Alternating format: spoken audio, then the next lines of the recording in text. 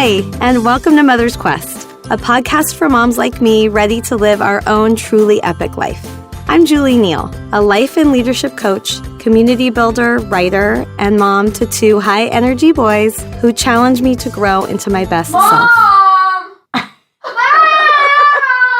I'll be right there.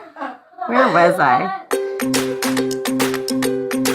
In the months leading up to a big milestone birthday, I decided it was time to stop sidelining my dreams and become the hero of my own journey.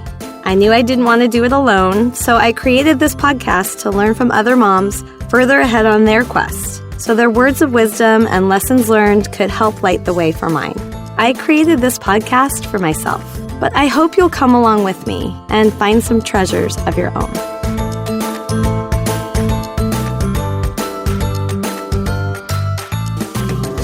Hi, Mother's Quest community. I can't believe I'm only one episode away from the 12 episodes I set out to complete when I first launched the podcast. I decided I'm not done yet, so stay tuned for an announcement about my extended season and a way that you can help me spread the word. Make sure to sign up for the updates at mothersquest.com or join the Mother's Quest Facebook group, and you'll be the first to get all the details. Thank you to those who've signed up to be a patron, like Mother's Quest Founding Circle member Cameron Miranda, who dedicates today's podcast episode to her mother. Here's Cameron. I would like to dedicate this episode on the Mother's Quest podcast to life in the body. Dear Mom, life has been terribly unkind to your body parts, some qualifying for enemy combative status. We often joked in high school about jumping into the car to exchange a body part at Walmart. I always found Walmart to be a funny choice for a new inner ear or breast. You have known the lonely places of loss, where acceptance is a lifelong companion and maddening teacher. You have touched the hem of death and fought like hell to live. You have been the heartbeat of our family, even while the grips of vertigo pulled the ground out from under you. Life in the body is your catchphrase, but representative of only one underperforming pie chart of your portfolio. You have lived an awesome and adventurous life with a zest for creativity, boldness, connection, and generosity. My beautiful mom, Ginny Jordan, I celebrate all of your functional and effective body parts. They make up one gutsy and remarkable woman. Thank you, Cameron, for honoring your mother's creativity, heart, presence, and perseverance, which shine through despite her challenges. These qualities also shine in this vulnerable conversation with the truth bomb mom, Kristina Kuzmic. Energetic, funny, and honest, Kristina has an in-your-face perspective on issues of parenting and life in general. She's become a YouTube sensation with her mom-centric videos about raising children and juggling all of life's challenges, with over 200 million views across media outlets and websites worldwide. Kristina and her husband currently live in Southern California, where her most important, rewarding, and exhausting careers include being a sanitation engineer, chef, chauffeur, and conflict resolution guru for her three mostly satisfied clients, her children. In this episode, we talk about Kristina's experience growing up in America, shaped by an escape from war-torn Croatia. She shares how on a leap of faith, she went from being a divorced mother on food stamps to winning a cooking show on Oprah's own network in 2011. How her satirical YouTube video, 4 Reasons Women Should Never Breastfeed in Public, went viral, and why Kristina believes it is her community that's responsible for her reaching 500,000 followers. We get honest and emotional about our flaws and insecurities, but also our impact and the power of sharing these with our children. Finally, we reflect on their shared experience of losing a child in utero and how focusing on just one positive thing on that day shifted both of our perspectives and changed everything. I hope you leave this conversation, as I did, inspired to keep turning the pages in the chapter of your epic life, staying true to your mission, owning your flaws, and paying attention to one positive thing every day. I was so grateful for this time with Kristina, and I know you will be too. I'm Julie Neal, and this is Mother's Quest. Kristina, thanks so much for coming onto the Mother's Quest podcast. I'm excited to talk with you. Oh, thank you so much for having me. I'm excited. You're known as the Truth Bomb Mom, and I've had the pleasure of watching a few of your videos recently, and I really love the way that you bring in the things that are happening daily in your life with humor and compassion, and I always find myself uplifted.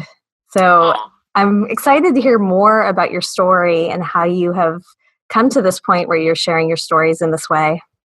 Oh, well, that's so sweet of you. Actually, that's probably the nicest compliment someone can give me, is that I've in some way uplifted them. Well, we'll include some links for people to listen and get a chance to see these videos in action. I want to move into the first question that I ask every guest on the Mother's Quest podcast. And it's an opportunity to hear about what has shaped you. So I'd love to hear about your childhood and the role that your mom played in shaping who you are today. Sure. Okay, so I grew up in Croatia, actually. And it was before Croatia was an independent country. It was during communism. And then when I was 12, the war started there. In America, I feel like people heard more about the war in Bosnia, which is all basically kind of the same war that Croatia was involved in. So obviously my childhood was not a typical childhood maybe a lot of American children have gone through, but I feel like that definitely shaped who I am, because I had to learn how to deal with struggles from a young age. And my mother, who has a completely opposite personality of me, she would never, ever want to do a video or be, I mean, she doesn't even, have social media. She doesn't like her picture out there. But yet she is this very strong woman. And that's something she's definitely instilled in me. And even though she is a lot quieter than me and private, she's very bold in speaking her mind and standing up for what she believes. And so that obviously had an amazing impact on my life, to have that kind of female role model of just class and grace, but at the same time, when I see a wrongdoing in the world, I will stand up for it. When I see someone who's hurting, I will be compassionate toward them, vocally, actively.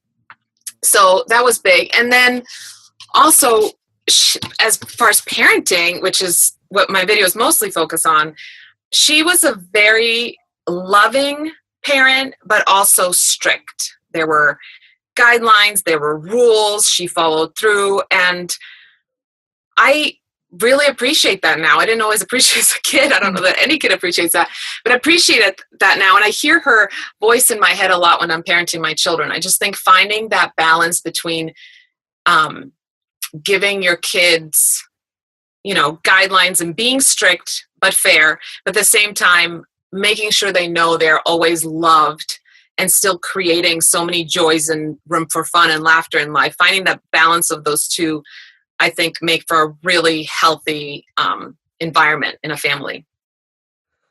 I agree. It's really powerful. And it's so interesting. Some of the videos I've seen of you recently, I was watching the one with you and your son talking about bullying. Yeah. And him, just sharing his own experience of seeing you step in and be a champion for other people. It's clear that you have really incorporated that in your life. And then also there's the one that you talked about not being your child's best friend. Yeah. Just realizing that part of your job as a mom is holding lines and boundary for them. Yeah. I mean, you asked about my mom, and that's something that she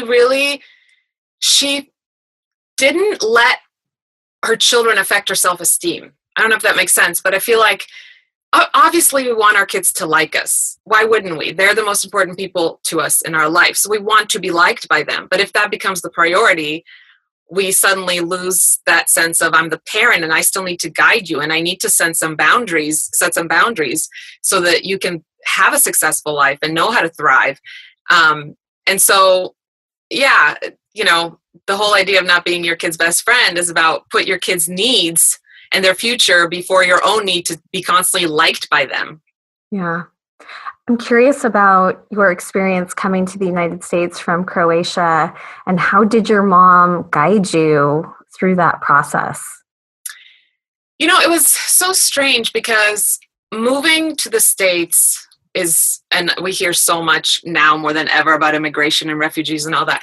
Moving to America is like this dream come true when you live in a poor country, especially in a country that's going through war. And you sort of see America as what you would see in the media. Everybody's rich, everybody's life is easy, because that's sort of how they portray America in the rest of the world. So moving here, which should have been like the most exciting thing for me, carried a lot of guilt, because I was leaving friends behind who were still in basements, trying to avoid war and, trying to avoid death. And here I am, going to the mall with my friends in high school. And so that was the main thing my mom had to sort of guide us through, is through that guilt, I think, more than anything. And obviously there's culture shock and the language. I mean, everything's different. It took me a while to make any friends here because I was this weird foreign kid. But my mom just, again, she was just sort of steadfast and just, instilled this, who you are, be who you are, don't let other influences change you. And yes, we can help in any way we can your friends back there, but you need to also learn to be grateful for this new life and appreciate it. And she had so much to juggle. That's a lot of different emotions for a kid to go through. Yeah. So what do you think were the things that you took from that experience that have been part of your quest as a mom and a person who shares herself and makes a difference? I mean, the main thing for me is, so I went through that as a child, and then later when I became an adult, I got married and had 2 kids and ended up going through this really rough divorce. And there were a lot of other family dynamics that played into that. And I was broke and depressed and all that stuff. So a lot of those, they're very different situations, but it's the same feeling of struggle, right? And feeling overwhelmed and feeling like you're drowning. And what I found is that in those times, it felt permanent. It always felt permanent. When you're in it, it feels permanent. There is no light at the end of the tunnel. And so now that I am at that light, I have reached that light at the end of the tunnel, and it's not perfect. It's all flawed, but that's still wonderful.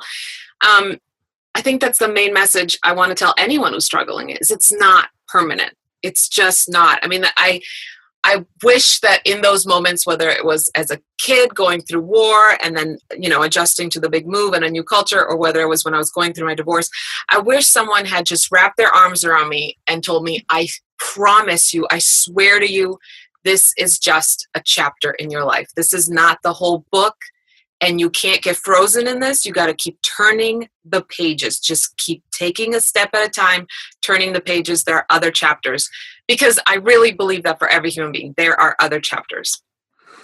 I love the way that you're using this idea of story and chapters and turning the pages, because one of the things I've been struck by through these interviews is how each person has a different metaphor that's really powerful for them.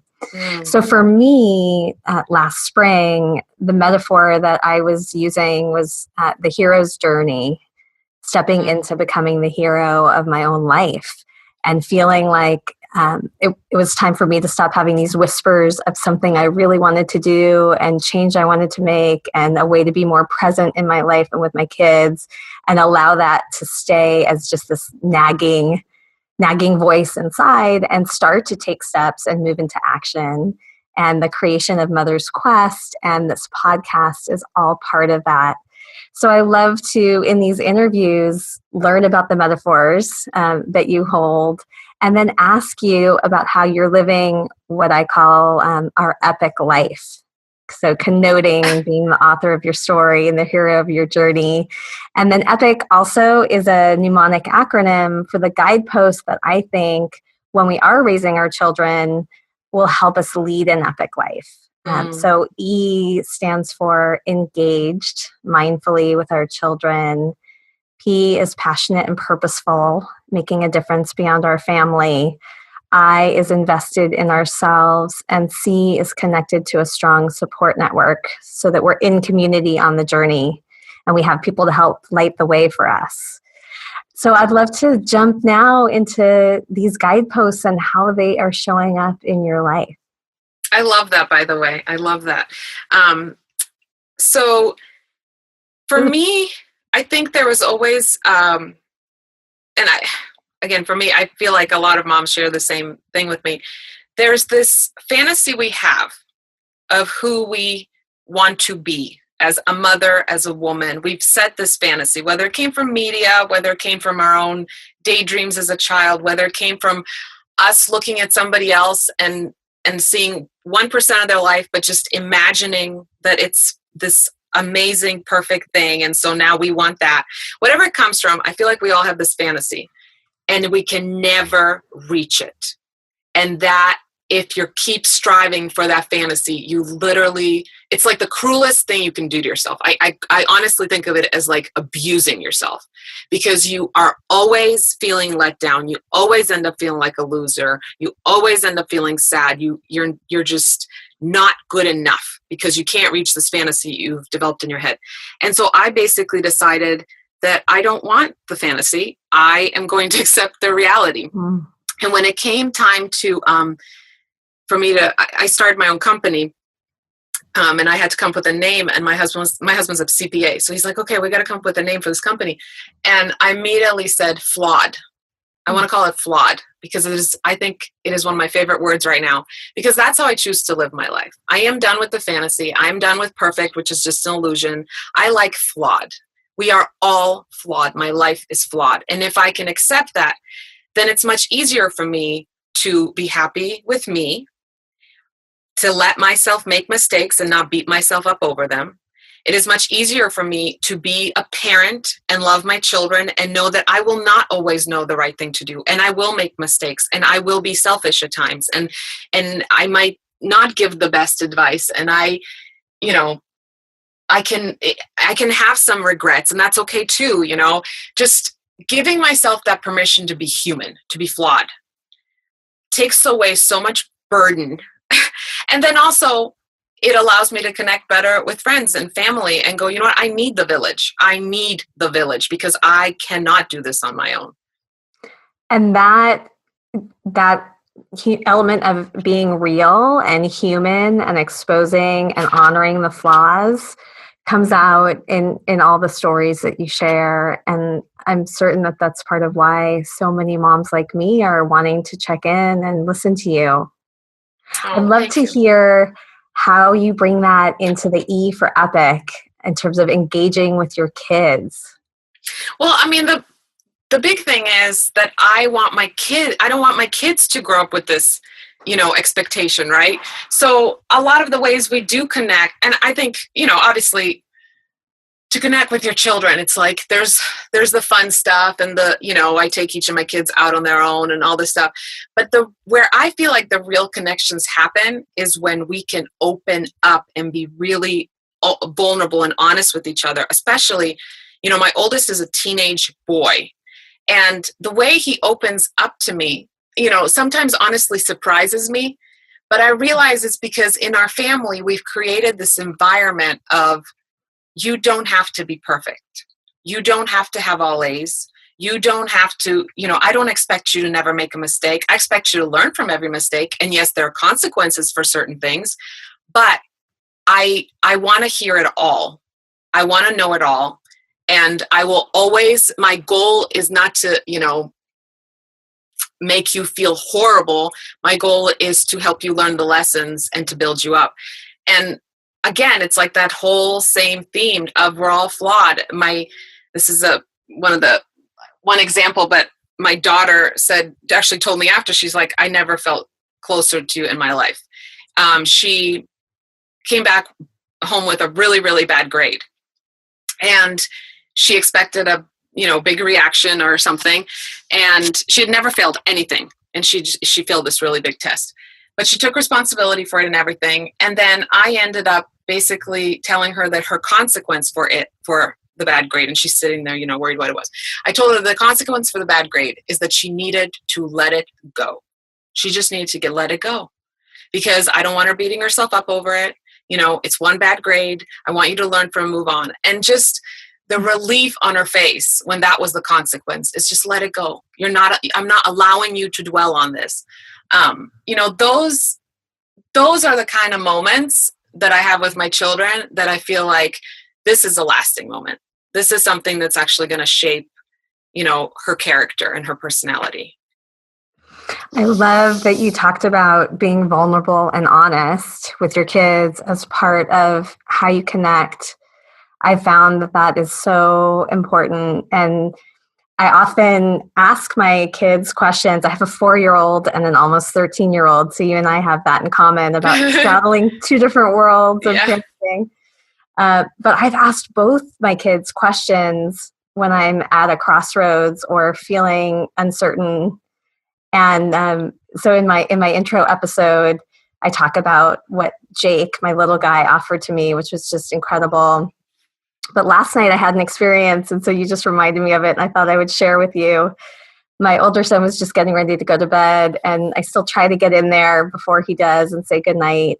And before he did, I said, Ryan, I'm interviewing, do you remember I showed you those videos? I'm interviewing Kristina tomorrow, and I'm really excited, but I'm a little nervous. She knows Oprah, and she has 500,000 followers. And without skipping a beat, he said, Mom, is she more than you? Oh my gosh, I'm going to cry. That is so great. He said, she may have more accomplishments than you, but she's not more than you. Just remember my gosh, that. I love your son. Me too. That is so brilliant. But he just, our kids have so much wisdom and have the power to reflect back and really mirror what we show them. Yeah, so, and I love that you did that you went in, because I feel like sometimes as parents, we forget to listen. We teach our children, you need to listen to me, you need to listen to what I'm saying, listen to what I'm saying. And it's like that becomes a thing. It's like, you listen, I talk. I set the rules and you obey. And then something happens when we sit there and just listen to our children, and we can learn so much. What do you think is one of the biggest things you've learned from them? Oh my goodness. I feel like I learned different things from each one, Definitely. I mean, just again, not to keep repeating the same thing, but just the fact that we are so lovable and wonderful, even when we're not at our best, and not just that I see that in my children, but that they can see that in me, that even on my worst day, they can see some greatness in me. It's like, well, wow, why can't I see that in me on my worst day? Yeah. I've obviously learned a lot of patience, which is wonderful, because I was not a very patient person. But I've also learned to apologize more, I guess, quicker than maybe I used to. It's like I want them to learn to own their mistakes. So now, even when, my ego tries to get in the way, I'm sort of inspired by their lives and what I want, the type of people I would like them to be. I'm more inspired to go, you know what? I lost my temper too soon, or I didn't handle a situation correctly. I'm going to go to my child and I'm going to humble myself and apologize. And I think that's actually really, really important for children to see. So powerful. Well, I want to move into the P in EPIC, passionate and purposeful, making a difference beyond your family, and hear a little bit about your journey to the work that you're doing now. I'd love to hear some of how you first started doing this work, and then what is your focus these days? Well, I've had kind of a crazy journey. So you mentioned Oprah. I kind of out of the blue entered this reality competition that Mark Burnett, who's the producer of Survivor and Voice and all those great shows, he had this show with Oprah where they were looking for the next TV star. And I entered and thought nothing of it. There were like 20,000 people who sent in videos. I ended up getting on the show and ended up winning the show, which was crazy unbelievable, because you have to understand, 2 years before that happened, I was sleeping on the floor next to my kids' beds. We were sharing a room. I was on food stamps. I mean, so it was kind of this crazy like Cinderella story. And I won, and I got to have a cooking show and on Oprah's network, and that was all wonderful. But and I was very grateful for it. Obviously, I still am, but it didn't feel like I had found my thing yet. It wasn't that I don't know how we even describe it, just that thing that completely fulfills us and we have found our calling. Yeah. And so eventually, few years later, I really found that I was running this little website that mostly had recipes, but I found myself always drawn to this one tiny little section on my website that I called parenting tantrums. And I found myself always wanting to write more for that and wanted to make more content for that. And I thought, well, why am I so stuck on cooking and recipes when obviously my passion is in this other direction? So I started making these silly little parenting videos while my older two were in school and my little one was napping, and had no idea it would blow up into this thing it's blown up into. I mean, I really did it more just for me and as a hobby, and my friends will enjoy them. So as it grew and grew and grew, I realized that, and it's funny, it actually has, everything I do has had the same theme as even when I was doing cooking. I mean, the reason Oprah gave me a cooking show is because she said, you're not scared to show that you mess up, and sometimes you burn dinner, and you're not trying to be this perfect, I have a 5-course meal for my kids every night. So I realized that, wow, moms are really, not just moms, parents in general are really craving just people who are willing to go, this is hard. And it's okay that it's hard. And it's okay that you're not, to have a bad day. And that, not loving every second of parenting doesn't mean you don't love your children every second. Right. So I don't even know how it grew. Honestly, I cannot believe what it grew into.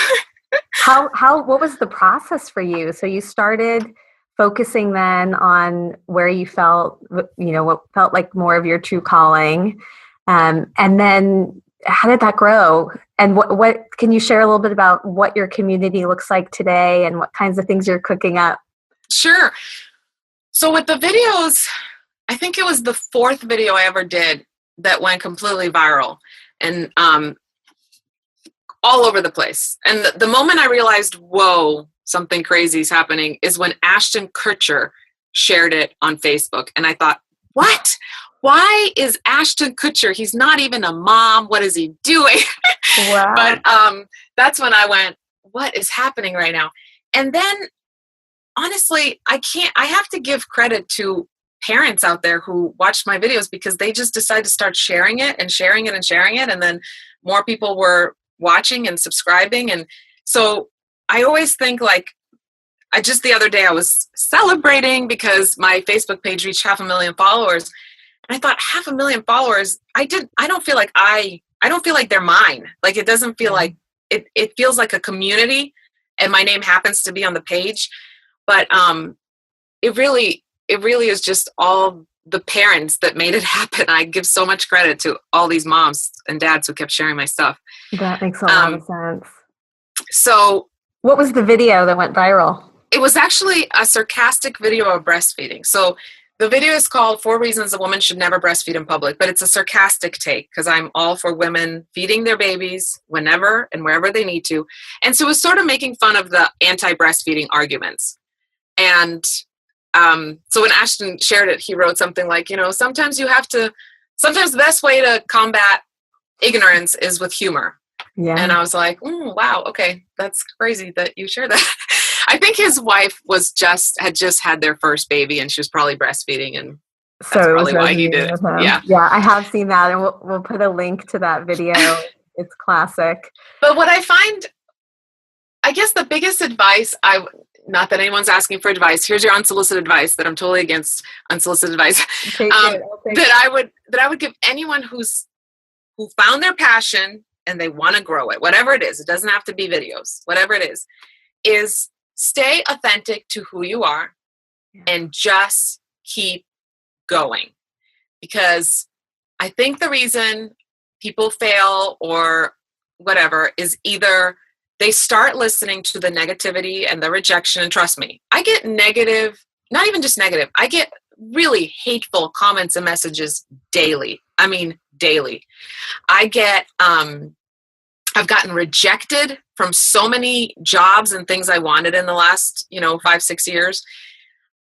And if you start either giving into the, oh, they don't want me, I must not be as good, or the comments you get from people, you really shouldn't do this, or you should do it this way, or your voice is obnoxious, or your message is dumb, or whatever, it's going to start changing who you really are. Because now you're taking notes from complete strangers that don't really know your story, and now you're letting that shape you, and you cannot do that. And then the other thing is, I would have a video go viral and then nothing would happen for months and months. And I go, oh, well, I guess I had one hit and now I can quit. And you just have to keep going. You just literally refuse to stop. You got to just be really, really stubborn. Well, I appreciate that advice, because I do feel kind of like you did with this podcast and with this mission around Mother's Quest and helping other moms like me live our epic lives. I feel like this is where I want to be now. And I also feel like it's much bigger than me. So I'm going to keep moving forward and don't stop. Stay true to the mission and the values. Yeah. I mean, honestly, I don't know if you've done this, but I tell people, and I actually tell people to do this, not even just for their career, to write a mission statement. My husband and I actually wrote a mission statement for our marriage, and I highly recommend that. Oh, that's beautiful. And it's like this 6-page document. It's like a quick paragraph, and then you open it. We made it almost into like a book. And then it's each thing, a mission statement for our finances, a mission statement for, everything from sex, to how we're going to raise children, or everything. I mean, literally every big aspect of life is in there.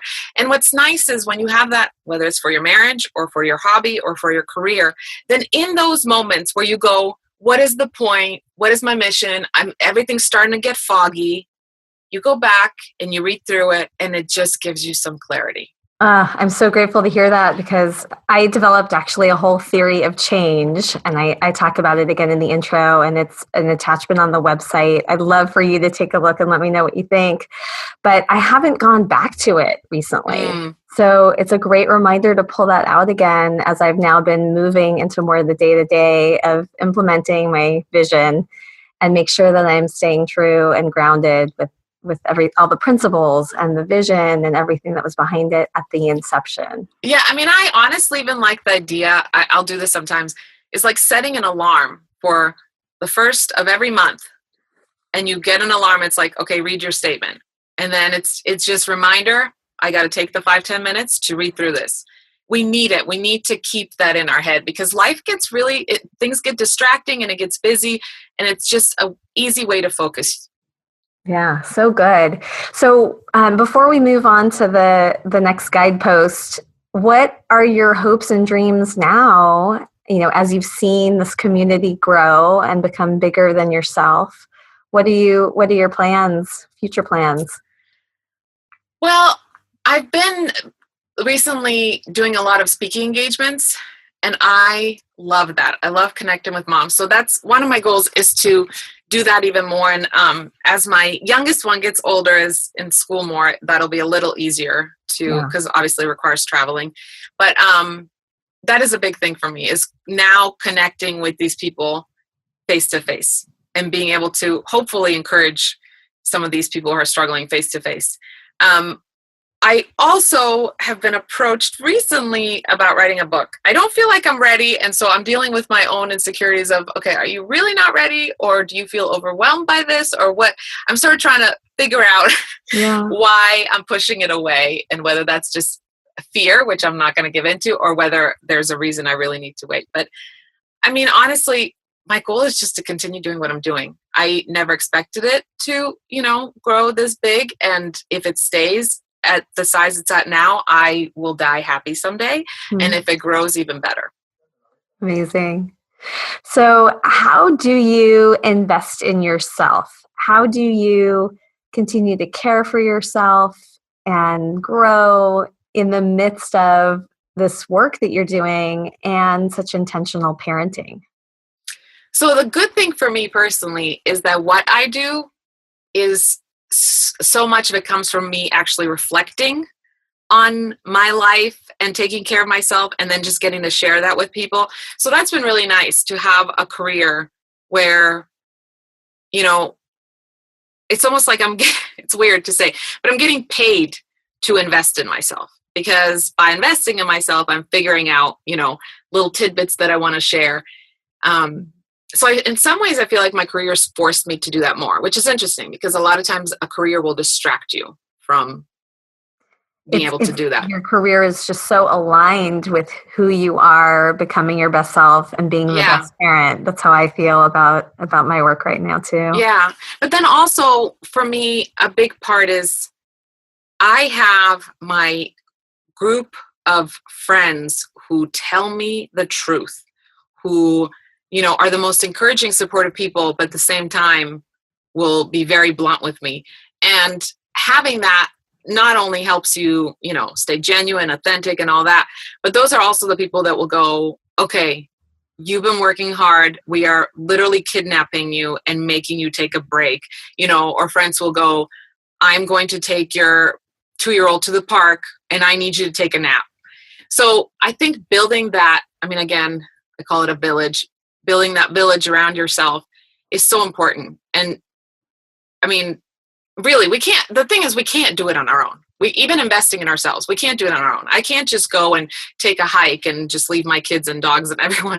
We have to have people who are willing to invest in our life so that we can invest in our life more. I hope that makes sense. It totally does. And so you're alluding already to the C in Epic about being in community on your journey. You call it a village. And what have you found are the things that are important that you bring to those relationships, which help them stay so strong and such a cornerstone in your life? Again, I think the most important thing is to be really genuine and that honesty with each other and that commitment in, I will see you through your worst and I know you will see me through my worst. And, just really a commitment to each other. It's almost like I make it sound like a marriage, but really it's this commitment of we're not just here for fun and games. We're not just here for the shallow relationship, but like we are here to see each other through our worst. And I don't know, there's just something so powerful when you have that. And also there's something about women supporting other women. There are so many stories we hear about drama and friendships and competition and comparing. And, for me, I get really, really excited to support another mom. I actually have my kid's pediatrician and I became good friends, and she decided to start making parenting videos.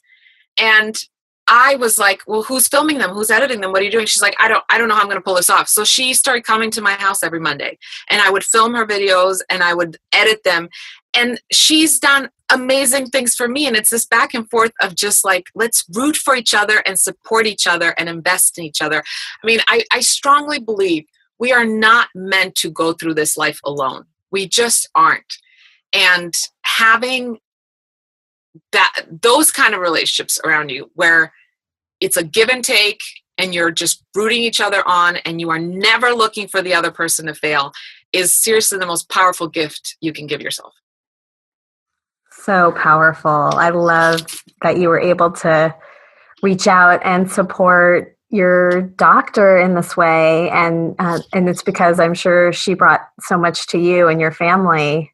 Yeah. Just that reciprocity. We actually just filmed a video together. I think it's going to come out probably end of February or so. And she's just wonderful. Oh, I look forward to seeing it. So what do you feel like you've talked a lot about some of the lessons you've learned, just really accepting our imperfections and moving through it and the persistence and consistency. What do you feel like are things that you're still struggling with? Oh man, so many things. I'm way too hard on myself. And so I'm trying to learn it's funny. I always say I would never treat my friends the way I treat myself. And I think a lot of people can relate to that. I can be so mean to myself, and so that's something I really struggle with is beating myself up over little things, and worrying. I worry way too much. My grandmother passed away recently and her my whole life, she would say to me, that's one bad thing you inherited from me. You worry the way I worry. And so I think, okay, well, one way to honor her life now that she's gone is I am going to work on not worrying. Yeah. But, you know, I have that critical voice in my head still that I have to tell, zip it, you know, and I still, just like everybody else, I still think, you know, not every time, but a lot of times when I make a video, I think, what's the point? Is anyone going to care? You know, I have that tape that keeps replaying occasionally in my head. And I think we all have some version of it. And I realize, and I always tell my kids, you have a choice. The tape wins, or, you know, your happiness and joy and fulfillment wins. And so I just have to keep telling that voice to take a seat, go to your room. You don't get to control this. I know you're going to be part of my life forever, but I'm just going to lower the volume on you, and you can sit there quietly. You can come along, but you're going to sit there quietly. Have you read Elizabeth Gilbert's book, Big Magic? You know what? It's one that I keep hearing I need to read. I've read her other books, and I adore her. Me too. So actually, part of why I'm at this moment is because I went to a workshop of hers for my birthday just a little over a year ago, and she had us writing letters to ourselves from different parts of who we are. And I had to write a letter. I wrote a letter to my fear, and sort of told it, you know, I told it that I was going to honor it, but not let it drive. And she talks about that. That's her metaphor, that, you know, fear can come along in the back seat. It's not going to go anywhere. It can be along for the ride, but she's not going to let it drive, and she's not going to let it turn the channels on the radio. I love that. I wonder if you wrote a letter, you know, to yourself from, or to that inner critic voice, what you could tell it and what kind of boundaries you could put around it. Oh my gosh. You know what? That's actually a video I should probably make. You just gave me an idea. Yay. Is me talking to my critical voice, because I honestly think we all have a version of it, and it's so annoying. It's that annoying family member I really don't want but have to put up with. I resonate with that a lot. And I think for years, that's part of what stopped me from doing something like this podcast, is my way of coping with my own negative voice, my inner critic, was just not to step out, not to vocal, not to be in the limelight, just be behind the scenes. And I finally have realized that I'm just not going to allow that to hold me back anymore. Yeah. And, you know, I keep reminding myself when I hear that voice, it's like, or whether it's that voice in my head, or whether it's, you know, like I said earlier, the negative messages and emails or whatever that I get from people, it's like, okay, well, what is more powerful? You know, the people that it's like what you're doing, the people that you are influencing, the people that are hearing your podcast and learning something and feeling encouraged, you know, that's where our focus should be, on those people. First of all, I just want to say that I really appreciated that conversation we just had about our inner critics, and knowing that even where you are, it still shows up for you, is just a reminder that this is just a truly human thing. Yes. And something that I want to continue to tame and not let control my voice. The question that's jumping out for me now that I really want to ask you is, what is a recent moment you've had where you feel like you're really living your epic life? So it's so crazy, but honestly, recently I feel like I'm living it almost daily. Not to sound like I'm on some kind of a high, but it kind of feels like that. And it's going to sound maybe so simple to you, but it's reading emails from these moms who are struggling, and somehow something I said or did encouraged them. That I cannot explain to you the absolute high and joy and emotion that comes from that. Because again, I am still hard on myself. I still question whether I have anything to offer. I still, you know, have moments where I'm like, oh, you know, how long can I keep doing these videos? People are going to get sick of watching me. People are going to, you know, oh, here she is with another video. You know, I have all that negativity still. So when somebody reaches out to me as in tears, I mean, I'm not going to name names, obviously, but in the last few months, I've gotten 3 different emails from moms that told me that they were suicidal. And something I wrote or said in a video or whatever made them feel like they can keep going. I'm going to cry right now just saying that. Yeah. But like, I never, ever, ever expected that my silly sense of humor or whatever could take a mom who's struggling so bad that she thinks her kids would be better off without her. That my words, my story, my whatever could impact her in such a powerful way. I can't put, you can't even put that into words, like how that feels.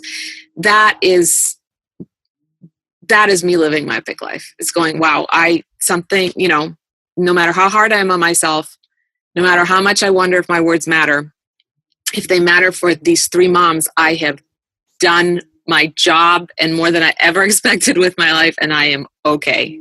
Yeah. It's you being 100% authentic to your truth and your life and being generous to share it and seeing the impact that has. And that's a thing, and you might be able to relate to this. When you put yourself out there, whether it's through podcast or videos or whatever, when you put yourself out there, and especially, I wrote a video about struggling as a newly divorced mom, and that's actually the one that got so much feedback from moms that are struggling. You're putting yourself out there for people to really, bash you and judge you and all this stuff. And so it's a choice where you have to go, okay, sharing this personal story, will it do more good or more bad? And it's like, again, I'm going to focus on the people that might be helped by this story and not focus on everyone that's going to judge me or think I'm exploiting my life and, all this stuff by sharing these things. Yeah. And back to the voices analogy, which voices are you going to turn the volume up on? The women that have said that you've almost saved their life, or somebody who has some really petty criticism that is usually like coming from a totally superficial place. Yeah. Yeah. And it's funny. Somebody asked me recently, and I want to share this with you since, your podcast is only going to grow and you're going to, I'll be calling you, begging you to, be in one of my videos or something. So one thing I got asked recently by somebody is, I've noticed negative comments on your things and people can be so mean. And how do you handle it? How do you handle the haters? Yeah. And my response was, I don't handle them because they're not mine to handle. They have nothing to do with me. Their words have nothing to do with me. That is all about them. This is their thing. And I think that's a huge thing, is when you do get negativity. And, sometimes it can come from people in your life. It might not come from strangers who are like, what are you wasting your time making those videos for, or whatever. It's like, that is not mine to handle. There's nothing I need to do with that. I just need to keep doing my thing. So one of the amazing gifts of having, these conversations, this is now episode 11, is just seeing the themes. And for me, it's like, okay, well, what are the lessons I need to learn? And just the episode that went live today with Amber Lillystrom was just also so powerful. I asked her the same question. She decided to be in a pageant and became Mrs. New Hampshire and found herself a week or so later at the Mrs. America pageant. Wow. All on a whim. And, we were talking about, did you feel judgment about choosing to be in something like that, which was really nothing she had ever done in her life before. Yeah. And maybe didn't seem aligned with what her typical values would be. And she said the same thing about, people who have judgment, it's not about her. It's actually only says something about them. And what's important is what she thinks and how she was choosing to go into that experience. So it's clear to me when I start to hear the same messages over and over again, I know this is really something for me to take in. Thank you for sharing it again. So, Kristina, we're moving into the part of this conversation where you give a challenge to me. And this one's a little bit unique because it's actually a challenge I sought for myself from a video that I saw you share. And it really touched me and resonated with me personally. So I wanted to tell you about that. And then you can share a little bit more about how you go about doing this so that I can say yes and fully accept this challenge. So you did a video recently, I think just coming out of the new year, around how you are committing to doing something you had done before, writing something positive from your day each day for the whole year. And then you shared a story of why this had been so powerful for you years ago, that there was a day that you had a miscarriage, and then you had to have the surgery, and you came home and you were getting ready to go to bed, and you just felt like the whole day had been so heartbreaking. But because you had committed to this practice, you had to think of something positive. And you wrote down that there was something about how your husband was caring for you and how he tucked you in, and how it really changed your whole frame. Yeah. For me, the reason why I reached out to you and why we're even doing this interview today is that really spoke to a personal experience I had that I wanted to share with you. And thank you. It's just another example again of how helpful it is when you share your truth. So I had a hard time getting pregnant with my second child. That's why there's such a big age difference between my children. And initially, we were pregnant with twins. At 13 weeks, the doctor said to us, get yourself ready, because in the first trimester, they really caution you not to get too excited or too freaked out by the fact that you're having twins. But at that 13-week mark, he said, we should be in the clear, that things looked good. And then we came in one day for an appointment, and they couldn't detect a heartbeat on the second baby, and something had just happened. Oh, I'm so sorry. And it was, obviously, I was just totally, really distraught and so sad. And I had the wherewithal to drive myself to my Chinese doctor and acupuncturist, Dr. Angela Wu, who's amazing. I spent an hour with them, for them caring for me and sharing their words of wisdom. And they really had me change my whole frame of mind about it. That they said that, of course there's a time to grieve and that you feel sad, and you have another baby that's growing. And that baby needs your love and your positivity. And, just shifting my perspective, it changed everything that day. And honestly, I haven't felt the need to grieve after that day. Obviously, it was such a sad experience, but there was something about just taking the time to let myself feel my feelings, to share what was happening for me, allow myself to get support and care, and then shift my perspective. It really made all the difference. Yeah, I mean, first of all, I'm so sorry you had to go through that. That is so heartbreaking. I do think, and for me too, when I lost my twins, it really is all about perspective. I mean, I keep telling my kids, there are two secrets to happiness. When people are going to tell you need this, you need that. No, you need gratitude and you need perspective. That's really all you need. Amazing. So tell us exactly how, we should go about focusing on gratitude and perspective in this challenge. So with this, I call, exercise or whatever you want to call it. Basically, I made myself that year, and I'm doing it again this year. Before I fell asleep each night, the last thing I would do, so this is like your teeth are brushed, you are already in bed, which is, I said in the video, I use the notes section of my phone because I know I'll always have it near my bed. If you want to use a journal, that's fine too.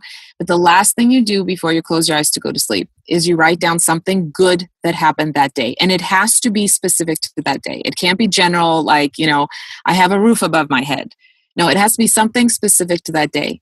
And I find sometimes people will email me and go, well, I can't think of anything big today. It doesn't have to be big. The point is not that something big is going to happen in your day. The point is that we need to focus on the little things that are good, because it's so easy to go to bed and go, today was rough because this happened and this happened.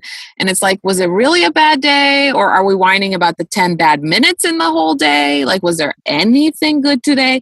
And I find that every single day, even the day that I miscarried my twins and had to have the surgery and all that stuff, and I was bleeding and in pain, and I came home and had to tell my older two kids, who were so excited, we had already celebrated these babies and we were so excited, had to tell them, and they're bawling, and why did this happen, mommy, and we'll never get to meet them. It was just a heart-wrenching day.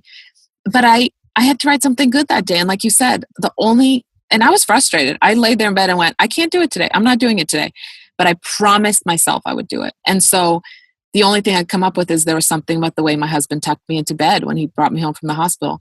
And the thing about it, and I said this in my video, if I hadn't been doing that exercise, I would have gone to bed that day feeling I am miserable. And instead, the last thought I had before I went to sleep was, I am loved. I am cared for. I mean, that is the most powerful thing you can do for yourself. And it will take 2 minutes of your time or less each night. I am telling you, that is the thing that shifted me from a negative, pessimistic person to someone who thinks so much more positive and is so much happier. So I'm really excited to do this. I was inspired by it when I saw the video, but now that we've had this conversation happen, I'm fully committed. I'm all in, and I look forward from this point on in the year to seeing what impact that has for me. Yeah, and the fun thing also is at the end of the year, you can go and look back and go, wow, so many good things that maybe I wouldn't have even taken the time to focus on happened in 1 year. Yes. Well, I'm looking forward to it. So it's time to close our conversation. I'm so grateful for it. And I want to share just a few things that I'm taking away and that are jumping out for me, and then give you an opportunity to do the same. I think I'm totally struck by how much you own your own flaws and are willing to share that and your vulnerability with your children, and how powerful that is and how much that's helping them. And it's you just shared it through so many of the stories of your own life and how you interact with your kids. I'm also really paying attention to the importance of community and to other women coming together and supporting and championing one another and being there for one another. And this idea that what you've created with your community is so much bigger than yourself. It's definitely a vision I want to hold for the community I'm building. And the last thing is this reminder about our own inner critic and our inner voice, and my awareness now to pay attention to which voices I'm going to give, turn the volume up on, and which voices to turn down. Those are really great lessons for me to take from this conversation. Thank you so much for them. Oh, I love those. Honestly, I will take away so much from, I'm inspired by you. I'm inspired so much by women that find their passion, and just like you did with this podcast, and just go with it. You know, you are reaching out to people that you believe your audience, will resonate with. And I hope you realize how impactful that is. Thank you. I fully take that in, and I'm smiling over here because I do feel it. I feel so appreciative. And one of the greatest gifts of this whole thing has been the opportunity to have conversations like this with people like you, who I never would have known before, and who are, with every conversation, enriching my life, enriching the life of my kids, and I know impacting the people who are listening. So thank you. Oh, and please tell your son how incredible I think he is for what he said to you about, is she more? I will never forget that. Honestly, that is definitely something I'm taking away from this interview. I will make sure I play this episode of the podcast for him, and he can hear it with his own ears. Thanks, Kristina. Have a great rest of your day. Thank you so much for coming along with me on this episode of the Mother's Quest podcast. I hope this conversation sparked something that will help you live your epic life. If you'd like to get show notes and learn more about how to join the Mother's Quest community, head over to mothersquest.com. And while you're there, I would love it if you would follow the prompts to subscribe, leave a review on iTunes, and help us spread the word. I want to end with some words to light the way on your quest. Seize the day, love your people, honor your gifts. Until next time.